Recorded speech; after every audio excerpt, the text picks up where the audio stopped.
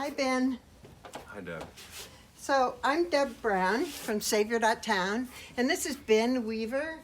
You're kind of famous to quite a few of us that love the country. Can you tell me what you do?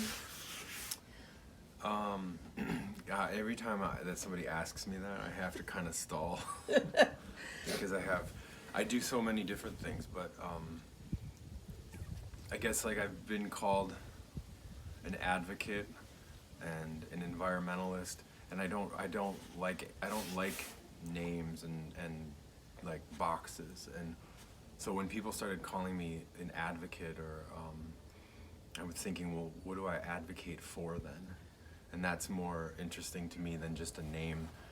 So what I advocate for is, I believe that there's kind of two systems at place right now on the earth, and there's the original system, which is what's behind us and around us in the trees and the water, the animals, and then there's this imposed system, which is the camera and this cabin and the electricity and the roads and the cars. And I say imposed intentionally because that secondary system has been placed on top of the original system. And there's a lot of places where that imposition is not been done in a respectful, reciprocal, thoughtful way. And so what I do is go around and advocate for the primary system and use my voice and my gifts, which are poetry and music and being an athlete, to go into those places and to talk to people in those communities and to share my stories and experiences and the things that I've learned from the primary system and from the land to hopefully bear witness to a different way of interacting. One of the things that really attracted me to some of your poetry, actually, where you talked about the wildness. Can you elaborate on that a little bit, on why that wildness is so important for all of us, actually? Hmm. Yeah, I mean that's been a quest of questioning, and I think there are so many words that we use, that we just sort of use, and like when you say wild, I mean I think oftentimes it's thought of as like crazy or uncontrolled type of person or behavior. And there are people like Thoreau and Gary Snyder and the people who wrote about wildness as a self-willed thing. And throughout my bicycle travels, I started noticing that if what is wilderness then and what's wildness. And so my kind of defining of wildness came through like holding it up against wilderness. And I think that those things are two things that get confused a lot, and people sort of like interchange them, but I think they're really different. Wildness is something that I think is inherent. I think now that it's inherent in all living things, rocks included. And I think that wilderness is that's something that it's like a container, and it's something that we've actually made. We made that word, and we made what wilderness is. It's a space set aside. So there is definitely wildness within wilderness, and right now at this point in time, we probably need all the wilderness that we can, so that there are places where wildness can interact with each other. But I think that the problem for me starts to appear when you define wildness as only being in wilderness, and then you define wilderness as this like pristine place, where it's sort of like a postcard. It's sort of set aside to just be viewed as beautiful, because that continues to perpetuate the idea of human supremacy, and that everything is here for our benefit and for our taking and for our consumption.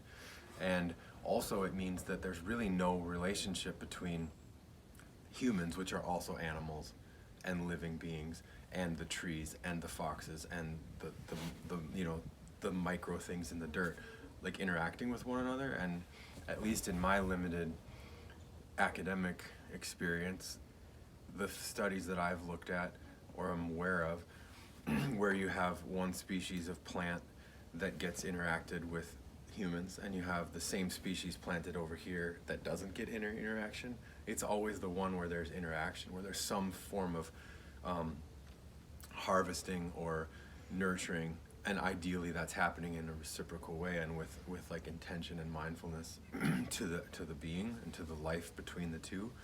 So I feel like wildness, to me, it's now become this word to use to describe essentially like what is nourishment and what is the thing that connects all living things. And when you are being wild, and when you are, whether that's, you know, reaching out to a stranger because they're on the side of the road and they need help, or whether that's taking care of a tree or listening to a teaching from any other part of the natural system, that's a type of nourishment that's connected to wildness, which is inherent in all of us.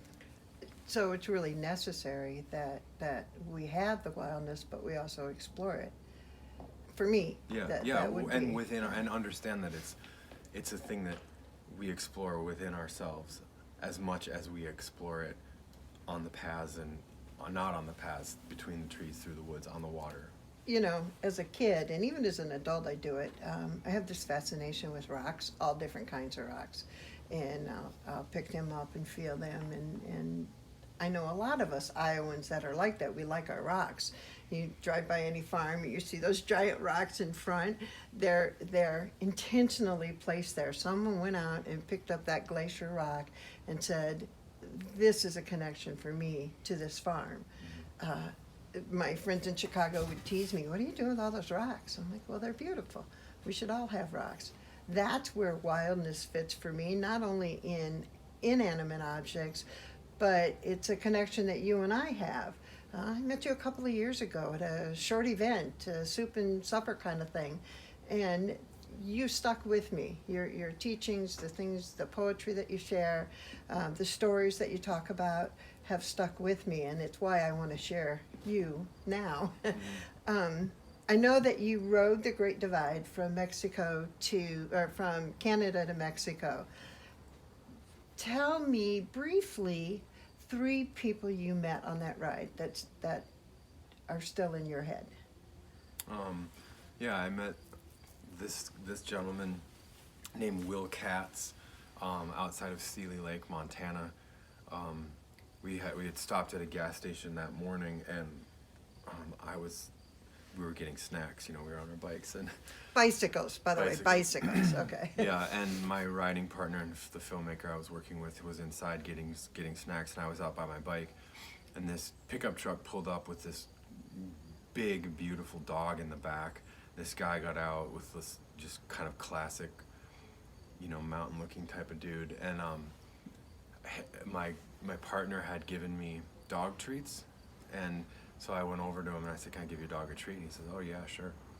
So I gave his dog a treat, and we talked for a little bit, and he told me what he was up to, and I said, "Can I take a picture of you?" Which I don't really do because I don't tend to like to bother people like that, but I took a picture of him and his dog, and then I was doing an internet posting thing for Adventure Cycling, which was one of the groups I was working with, and so they posted this picture, and then this woman actually commented on the photo and said, "That's my dad." And we showed up to the next town, and this woman was there with her kids. And they had set up a lemonade stand to welcome us in the community in the event that we were doing in that little town of 37 people. And then her dad, Will, was there, and we interviewed him, and he's a trapper and just, you know, a mountain person making a salad, doing all kinds of things to get by in his probably like late 60s, 70s. I never asked how old he was, but just an incredibly alive and like rustic person. Another one is this lady, Nita Lorand, who runs a place in Pytown, New Mexico called the Toaster House. Okay. That's it's now, she used to live there when she started it. Now it's just a community open house for people who pass through that are hiking the Continental Divide Trail and the people who are riding the Great Divide mountain bike route. And it's like a resupply, you know, you just leave a donation.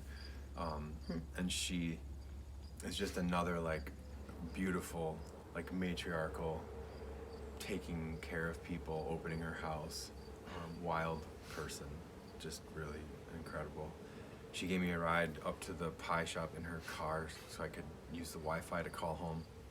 And she had like all types of rocks and leaves and nuts and seeds and feathers, like not only on her dashboard but like stuck in the side of the upholstery. And I felt like I was, you know, in another place. It was pretty remarkable. And then I guess the other kind of standout people, we met this couple,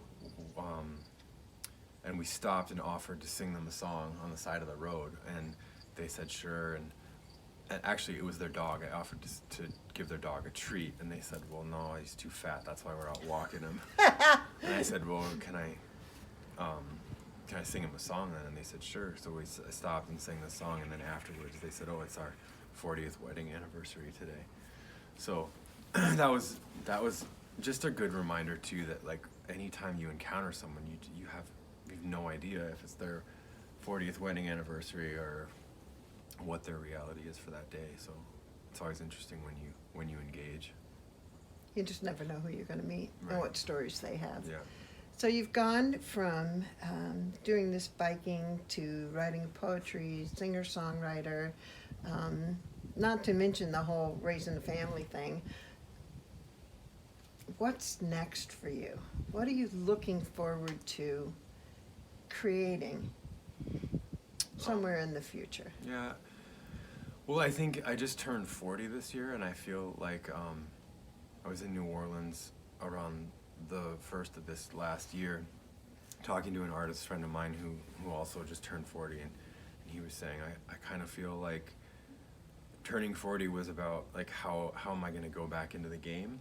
And I'm really not a sports person at all, so it's kind of funny that that's resonated with me so much. But this whole year I've just been thinking about that, like, you know, and the moment I was kind of a little bit freaked out of like, oh boy, I don't know the answer to that. And then I realized that this kind of whole year cycle has been about just acknowledging what is in my mind and my heart as I want to go back in. And I think I'm at a place in my life, as I think most people get, especially when you've remained like dedicated to the call of being an artist into your 40s, which means you've basically beat the odds. Yeah. Which is a great thing, and more people need the encouragement to get to this spot. But I feel more now like I'm not really like, I'm not looking for some like spiritual path, because I'm already on my path, and so everything that happens feels like it's part of my path now. So I'm not really grasping for like things to achieve or that anymore, like you are in your like late 20s and 30s and stuff. I'm more just sort of looking at like what's on my path and what's off to the side of it, and what how exploration I'm of it all. guided by that sort of. And I'm definitely thinking a lot about like where we're headed as a culture right now with like whatever word you want to use, climate crisis, climate change, whatever. I personally think that a lot of that stuff is we need to be very careful about like how we put our energy into that, how we talk about it, what it means, because I think we're here because we largely have made a choice that our culture, and by our culture I don't mean the few things that have like carried over from our ancestors. I mean like the TV and the consumption and the building and the capitalism. Whether we want to or not, we've been making a choice that culture is more important than the actual ongoingness of life. And so I feel like we need to slow down and not make really fast, like overcompensated decisions where we end up recentering ourselves back into the same patterns. So I'm trying to figure out how to use my work to follow that intuition and have those conversations and be taught myself as well about what this adaptation and transition might look like. So I work with small towns. I help them find practical steps to a brighter future. Mm-hmm. And I'm actually seeing a new transition where people are moving back to their small towns, people about your age actually, to have that little bit slower pace of life and more affordable and less consumption. And on top of that, people are trying to figure out how to be an entrepreneur and meet those needs of things they want to do versus going to work in a factory every day or going to an office to work. The fact that you've remained an artist is big. You said it. You're 40. Couldn't have been easy. You're not in it for the money, I wouldn't think. What advice would you give to that 25-year-old that's been out of college a couple of years and really wants to follow his own path and doesn't know where to start? I mean, I think that's the Or her question own of the path. century. Yeah, I mean, I think that, you know, and unfortunately, I feel like in my experience, I couldn't have done anything else. I mean, like, my story is such a, on the, like, strong end of it all that, like, I dropped out of college with a full scholarship to a $50,000 a year East Coast school, a full scholarship, because I knew that that wasn't taking me anywhere near where I wanted to go. And I grew up with a single mom, for the most part, not with a lot of money, so there was nothing to fall back on. And my mom, when I did that, I left school to go play music, essentially. And my mom said, you have to have something to fall back on. I said, well, if I have something to fall back on, I'm going to fall back on it. And to this day, I believe that. And the only other thing that really I kind of hold as advice that is tangible for someone to understand, I think, is that one of my early mentors was this gentleman named Larry Brown, who is no longer on the planet, but he was a writer from Oxford, Mississippi, and he'd been a firefighter. He was in the Marines, and then he was a firefighter for 15 years and was the chief of the Oxford, Mississippi Fire Department. And right around the same time John Grisham started writing, he started writing. They were both in the same town. And Larry, he always said that he just started to write because he wanted to know if it was possible. He wanted to know if he could do it. And then when he got famous and well known, became quite like a cult figure in the South, at least. You know, people would always say, like, I want to be a writer, how do I become a writer? And he'd say, well, you just have to sit down at the desk and write. And honestly, that is the truth of it. You can have, you know, in the world of writing, which I know a little bit about, you can have every MFA degree, and you can, but if you don't sit down and write, nothing's going to happen. And so, for me, luckily, I just, like, my soul and my being needed to be creating bad enough that there was not an option for me to do anything else.